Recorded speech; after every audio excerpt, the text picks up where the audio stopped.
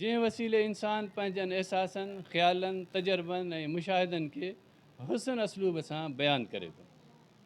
शाइरी सिर्फ़ु लफ़्ज़नि जी तरतीब न, पर हिकिड़ो अहिड़ो फ़न आहे जेको दिलि जी ॻाल्हि दिलि ताईं पहुचाईंदो आहे। शाइरी सच त अहसासनि जी गूंगी ज़बान आहे। जॾहिं लफ़्ज़नि वसीले दिलि जूं ॻाल्हियूं ज़ाहिर थियनि थियूं त उहे शाइराणू रूप इख़्तियार कनि थियूं।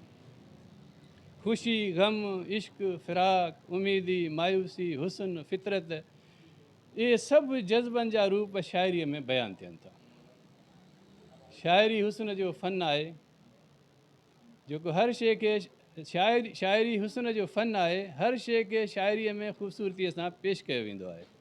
छाकाणि त शाइरी सिर्फ़ु ॻाल्हि न आहे, पर ॻाल्हि खे ख़ूबसूरतीअ सां चवण जो हिकिड़ो ॾांव आहे। तशबीह, इस्तारो, अलामत, किनायो, रवानी, सोतियात, इहे सभु उन हुस्न जा औज़ार आहिनि। असां वटि जेका शाइरी सरजी पई वञे, उहा शाइरी उन मुताबिक़ इन मयार मुताबिक़ आहे या न, इन सवाल जे जवाब लाइ त अञा घणी जुस्तजू करणी पवंदी, ऐं इहो अॼु जो मौज़ू बि न आहे। त शाइर दुनिया खे आम माण्हुनि खां मुख़्तलिफ़ अंदाज़ में ॾिसंदो आहे। साॻियो चंड, साॻिया सितारा, साॻियो वसकारो, पर शाइर उन्हनि में नवां मतिलब ॻोल्हींदो आहे। हू लफ़्ज़नि जे ज़रिए हिकु नई दुनिया दरियाफ़्त कंदो आहे ऐं कंहिं हक़ीक़त जी अकासीअ खे पंहिंजे ख़्वाबनि जे ज़रिए तामीर कंदो आहे। मां अॼु जंहिं शाइर जो तव्हां सां शाइरानू तारुफ़ कराए रहियो आहियां, सिंध उनखे महबूब मुजीब सिंधीअ जे नाले सां सुञाणे थी। हिन जे कलम में उहे सभु ख़ूबियूं आहिनि जेके हिकु सचीत लेखक जे लफ़्ज़नि में हुजणु घुरिजनि। छो जो शाइर हिन देश जे हालतुनि खे भोॻे थो ऐं अखियुनि सां हालतुनि जो तजियो करे थो ऐं दिलि सां मुश्किलातुनि खे महसूसु करे थो।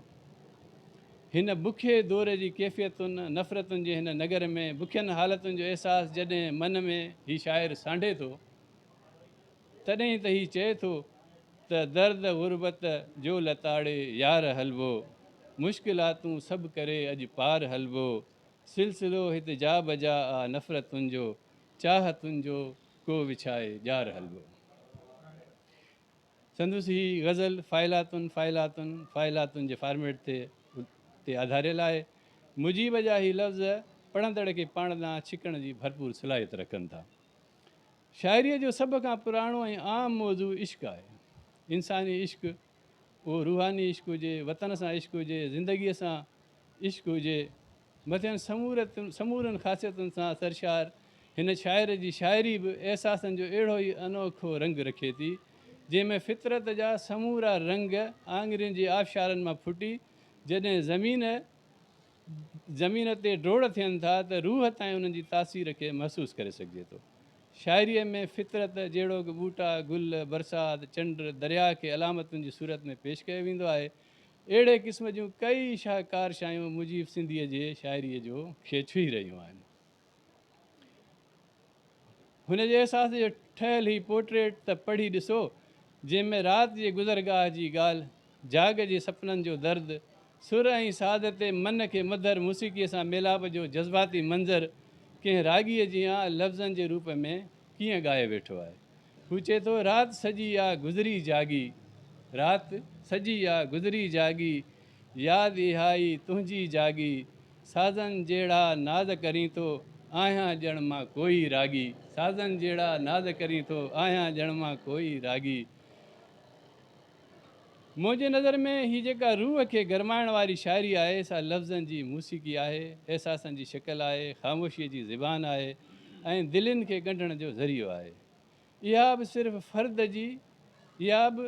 सिर्फ़ु फ़र्द जी पर क़ौमुनि जी बि सुञाणप बणिजी सघे थी। शाइरी दिलि जी ॻाल्हि खे अहिड़े नमूने सां पेश करे थी जो उहा ज़हन ते नक्श थी वञे थी। मुर्शिद लतीफ़ चयो आहे त हलो हलो कोरीअं नाज़िक जिन जो नींहुं, ॻंढीनि सारो ॾींहुं, छिनण मूर न सिखिया। अहिड़नि ई अहसासनि जी हिकु तस्वीर मुजीब सिंधीअ ॻंढण जे हवाले सां हिन रीति कई आहे।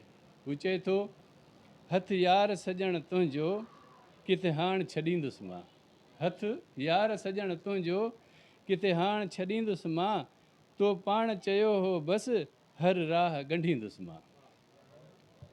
ज़ुल्म जी ॻाल्हि हक़ छिनण जी ॻाल्हि